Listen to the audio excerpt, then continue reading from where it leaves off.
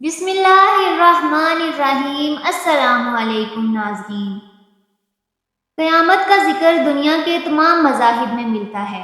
روایت میں آتا ہے کہ قیامت حضرت اسرافیل کے اس خوفناک چیخ کا نام ہے جس سے ساری کائنات زلزلے کی صورت میں لرز اٹھے گی، پہاڑ ریزہ ریزہ ہو جائیں گے۔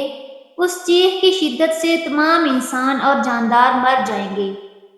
اس ہولناک دن کی خبر تمام انبیاء کرام نے دی، جبکہ اللہ کے آخری رسول حضور اکرم صلی اللہ علیہ وآلہ وسلم نے بھی قرب قیامت کی چند نشانیاں بتائیں، جن میں کعبہ کا طواف رک جانا، جو کہ دنیا بھر میں کرونا وائرس پھیلنے کی وجہ سے ہو چکا ہے، شامل ہے۔ سوال یہ ہے کہ اور وہ کون سی نشانیاں ہوں گی جن سے اندازہ لگ پائے گا کہ اب قیامت قریب ہے۔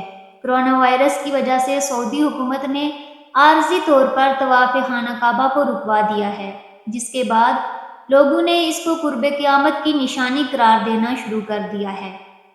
لیکن دراصل ایسا ہرگز نہیں ہے، کیونکہ قرب قیامت کی نشانی میں طواف خانہ کعبہ کو زبردستی رکوانا شامل ہے، جو کہ فی الوقت پوری ہوتی دکھائی نہیں دے رہی ہے۔ روایات یہ بھی بتاتی ہیں کہ حج کے موقوف ہونے کے بعد دوسرا بڑا واقعہ مسجد اقصیٰ کو شہید کرنے کا رونما ہوگا، یعنی پہلے حج موقوف کیا جائے گا، اس کے بعد یہودی قوتیں بیت المقدس کو شہید کریں گی۔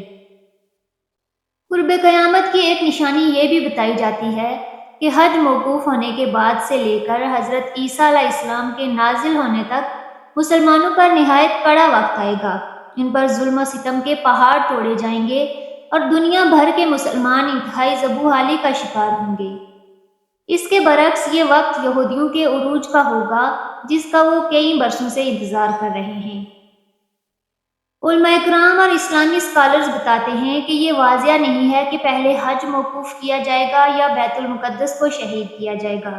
دور حاضر میں فلسطین پر نظر دوڑائی جائے تو معلوم ہوتا ہے کہ بیت المقدس پر یہودی قابض ہیں۔ یہودی خود کہہ رہے ہیں کہ وہ بیت المقدس کو شہید کرنے کے لیے مناسب وقت کا انتظار کر رہے ہیں۔ قرب قیامت کا وقت وہ ہوگا جب دنیا بھر کے مسلمان بیت المقدس کی شہادت جیسے بڑے اور غمناک واقعے پر بھی خاموش رہیں گے۔ مسجد اقصیٰ کو شہید کرنے کے بعد یہودی تھرڈ ٹیمپل کی تعمیر کریں گے۔ یہ بھی واضح ہے کہ یہودی بیت المقدس کو شہید کرنے کے بعد اس کی بنیادوں میں سے تابوت سکینہ کو بھی تلاش کریں گے۔ قرب قیامت کی ایک نشانی یہ بھی بتائی جاتی ہے کہ جب یہودی بیت المقدس کی جگہ تھرڈ ٹیمپل کی تعمیر کریں گے تو وہ اس میں حضرت داؤد علیہ السلام کا تخت لا کر رکھیں گے۔ یہ تخت بنیادی طور پر ایک پتھر ہے جو کہ اس وقت انگلینڈ کے ایک چرچ میں پڑا ہوا ہے، لیکن کچھ لوگوں کا ماننا ہے کہ یہ پتھر اس وقت اسرائیل کے قبضہ میں ہے اور اسے عام انسانیت پر واضح نہیں کیا جا رہا ہے۔ جب یہ پتھر تھرڈ ٹیمپل میں رکھوا دیا جائے گا تو اس وقت دجال کا ظہور ہوگا، جو کہ اس ٹیمپل میں آ کر اس پتھر پر بیٹھے گا اور اس کی تاج پوشی کی جائے گی۔ اس کے بعد دجال گریٹر اسرائیل کی بنیاد رکھے گا، جس کا نقشہ یہودیوں نے اپنی تعلیمات کے مطابق تیار کر رکھا ہے۔ سعودی عرب، عراق، شام، لبنان اور مصر کے بیشتر علاقہ جات اس سلطنت کا حصہ بتائے گئے ہیں۔ سعودی عرب کے دو عظیم شہر مکہ مکرمہ اور مدینہ منورہ گریٹر اسرائیل کے نقشے میں نہیں آتے ہیں۔ اس کے بعد حضرت امام مہدی کا ظہور ہوگا، جس کے بعد مسلمان حضرت امام مہدی کو خلیفہ چنیں گے اور پھر حق و باطل کے درمیان بڑی جنگ ہوگی اور مسلمانوں کو فتح نصیب ہوگی۔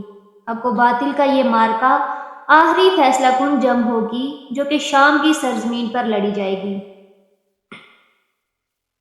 کہا جاتا ہے کہ اس جنگ کے بعد حضرت عیسیٰ علیہ السلام کا ظہور ہوگا، جس کے بعد امام مہدی اور حضرت عیسیٰ علیہ السلام مل کر دجال کو موت کے گھاٹ اتاریں گے۔ کتب میں قرب قیامت کی ایک اور بڑی نشانی بتائی گئی ہے کہ سورج مغرب سے طلوع ہوگا، جس کے بعد توبہ کا دروازہ ہمیشہ کے لیے بند ہو جائے گا، اور اس دوران سعودی عرب میں صفا نامی پہاڑی پھٹنے سے ایک عجیب الخلق جانور ظاہر ہوگا، جس کو قرآن مجید میں دابۃ الارض کہا گیا ہے۔ اس کے پاس حضرت موسیٰ علیہ السلام کا عصا مبارک اور حضرت سلیمان علیہ السلام کی انگوٹھی ہوگی۔ یہ جانور زمین پر بسنے والے مسلمانوں کی پیشانی پر اس عصا کی مدد سے ایک لکیر کھینچے گا، جس سے حقیقی مسلمان کا چہرہ روشن ہو جائے گا، جبکہ کافروں کے ماتھوں پر حضرت سلیمان علیہ السلام کی انگوٹھی پھیرے گا، جس سے ان کے چہرہ سیاہ ہو جائیں گے، جس کے بعد یہ جانور زمین سے غائب ہو جائے گا۔ اس کے بعد ایک فرحت بخش ہوا چلے گی جو دنیا پر موجود تمام مسلمانوں کی روح قبض کر لے گی۔ اس موقع پر قرآن اور دین اسلام دنیا سے مکمل طور پر اٹھا لیا جائے گا۔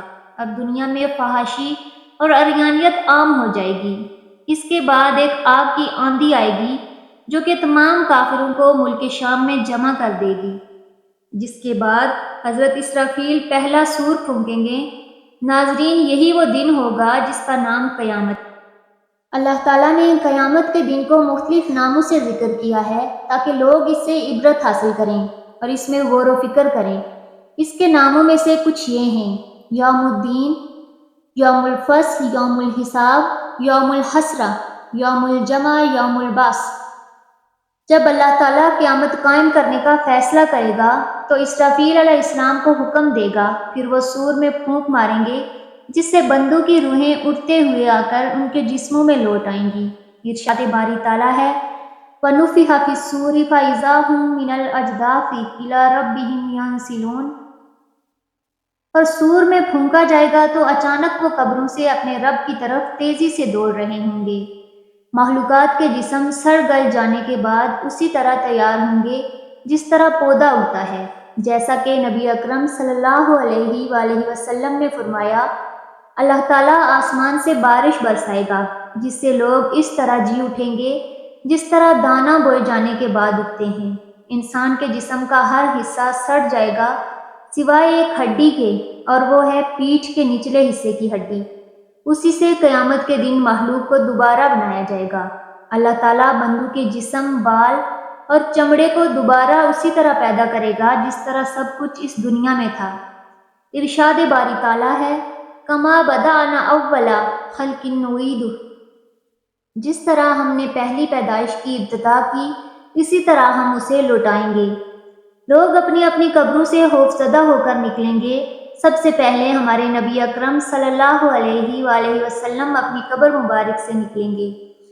آپ صلی اللہ علیہ وآلہ وسلم نے فرمایا: میں قیامت کے دن بنی آدم کا سردار ہوں گا اور سب سے پہلے میری ہی قبر پھٹے گی۔ اس دن لوگ ننگے پیر اور ننگے بدن ہوں گے۔ فرمان نبوی صلی اللہ علیہ وآلہ وسلم ہے: مخلوق میں سب سے پہلے ابراہیم علیہ السلام کو کپڑا پہنایا جائے گا۔ جن و انس اور چوپائے ساری مخلوقات کو ایک سرخی مائل سفید زمین پر اکٹھا کیا جائے گا جہاں کسی اور کی کوئی نشانی نہیں ہوگی۔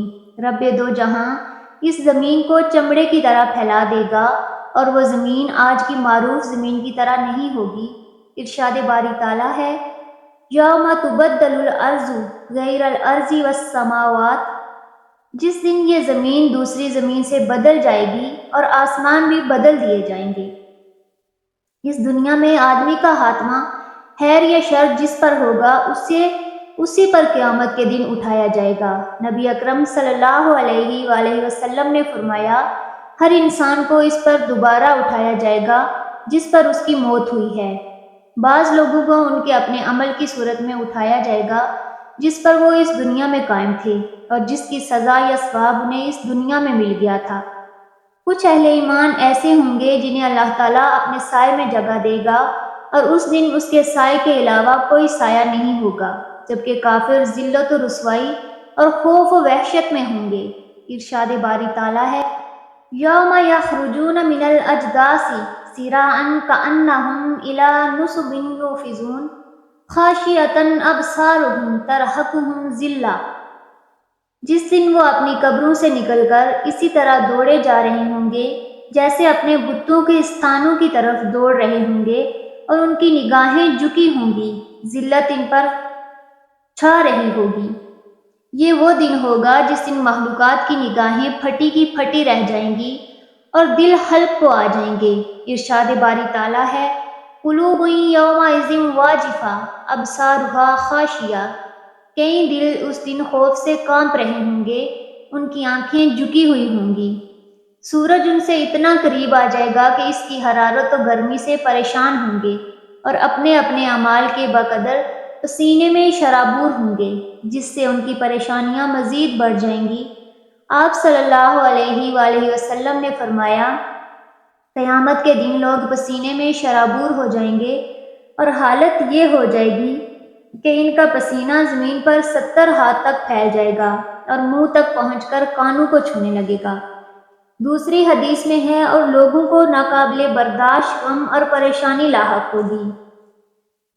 جب لوگ دیر تک کھڑے کھڑے تھک جائیں گے اور مزید کھڑا رہنا ناقابل برداشت ہوگا تو وہ کسی ایسے شخص کو طلب کریں گے جو رب دو جہاں کے پاس ان کی سفارش کرے، تاکہ اللہ تعالیٰ ان کے پاس آئے اور ان کے درمیان فیصلہ کرے۔ آپ صلی اللہ علیہ وآلہ وسلم نے فرمایا، لوگ آپس میں ایک دوسرے سے کہیں گے، کیا دیکھتے نہیں تم کس حالت میں ہو؟ کیا دیکھتے نہیں تم پر کیسی مصیبت آ پڑی ہے؟ کیا تم کوئی ایسا شخص تلاش نہیں کرتے جو اللہ کے ہاں تمہاری سفارش کر دے؟ تو لوگ آدم علیہ السلام کے پاس آئیں گے اور ان سے کہیں گے کہ وہ اپنے رب کے پاس سفارش کریں، تو وہ عذر پیش کریں گے اور کہیں گے، میرا رب آج اتنے غصے میں ہے جتنے غصے میں اس سے پہلے کبھی نہیں آیا اور نہ اس کے بعد کبھی آئے گا۔ پھر لوگ نوح، ابراہیم، موسیٰ اور عیسیٰ علیہ السلام کے پاس آئیں گے، لیکن سب عذر پیش کریں گے اور آدم علیہ السلام کی طرح جواب دیں گے۔ پھر ہمارے نبی اکرم صلی اللہ علیہ وآلہ وسلم کے پاس آئیں گے تو آپ صلی اللہ علیہ وآلہ وسلم فرمائیں گے، ہاں مجھے منظور ہے۔ آپ صلی اللہ علیہ وآلہ وسلم فرماتے ہیں، تو میں چل پڑوں گا اور عرش کے نیچے آؤں گا اور اپنے رب کے حضور سجدے میں گر جاؤں گا۔ پھر اللہ تعالیٰ مجھ پر اپنی ایسی تعریفوں اور اپنی ایسی بہترین ثنا کے دروازے کھول دے گا اور انہیں میرے دل میں ڈالے گا جو مجھ سے پہلے کسی کے لیے نہیں کھولے گئے ہوں گے۔ پھر اللہ فرمائے گا، اے محمد اپنا سر اٹھائیں، مانگیں آپ کو ملے گا، سفارش کریں آپ کی سفارش قبول ہوگی۔ تو میں سر اٹھاؤں گا اور عرض کروں گا، اے میرے رب، میری امت، میری امت۔ اس کے بعد رب دو جہان اپنے جلال و عظمت کے ساتھ آئے گا اور بندوں کے درمیان فیصلہ فرمائے گا۔ اس وقت تمام مخلوق اللہ کے سامنے ایک ہی صف میں پیش ہوگی۔ ارشاد باری تعالیٰ ہے، وَأُعْرِضُ عَلَىٰ رَبِّكَ صَفًّا، اور سب کے سب تیرے رب کے سامنے صف بستہ حاضر کیسے جائیں گے؟ اللہ تعالیٰ ان سے ہم کلام ہوگا، ان کے سامنے ان کے اعمال و کرتوت بیان فرمائے گا، انہیں ان کے گناہوں کا اقرار کروائے گا، رسولوں کو ان کی اپنی اپنی امتوں پر گواہ بنا کے لایا جائے گا، فرشتوں میں سے بھی کچھ گواہ بنیں گے، زمین بھی ان تمام چیزوں کی گواہی دے گی جو اس پر انجام دی گئی ہوں گی، اور اعضاء و جوارح بھی اپنے اعمال کی گواہی دیں گے۔ وہ تمام صحیفے اور رجسٹر پھیلا دیے جائیں گے جو لکھنے والے فرشتوں کے ہاتھوں میں ہوا کرتے تھے۔ اس دن ہر چھپی ہوئی چیز ظاہر ہو جائے گی۔ ارشاد باری تعالیٰ ہے، یومئذ تعرضون لا تخفی منکم خافیہ، اس دن تم اللہ کے حضور پیش کیے جاؤ گے اور تمہارا کوئی راز چھپا نہ رہ جائے گا۔ بندہ کوئی کام کرتا ہے اور بھول جاتا ہے، لیکن اللہ اسے نہیں بھولتا بلکہ اسے گن کے رکھتا ہے۔ بروز قیامت اس بندے کے سامنے ظاہر کرے گا اور وہ اس کے انکار نہیں کر پائے گا۔ ارشاد باری تعالیٰ ہے، احصاہ اللہ ونسوہ واللہ علی کل شیء شہید، اللہ کو وہ سب کام یاد ہیں اور یہ ان کو بھول گئے ہیں، اور اللہ ہر چیز سے واقف ہے۔ اللہ تعالیٰ سے دعا ہے کہ اللہ تعالیٰ روز محشر ہمارے پیارے نبی صلی اللہ علیہ وآلہ وسلم کا ساتھ عطا فرمائیں اور ہمیں ان لوگوں میں شامل کریں جن پر اللہ تعالیٰ کا انعام ہوا ہے، آمین۔ ناظرین، امید ہے آپ کو ویڈیو اچھی لگی ہوگی۔ ملتے ہیں ایک اور پیاری سی ویڈیو کے ساتھ، تب تک کے لیے اجازت دیجیے، اللہ حافظ۔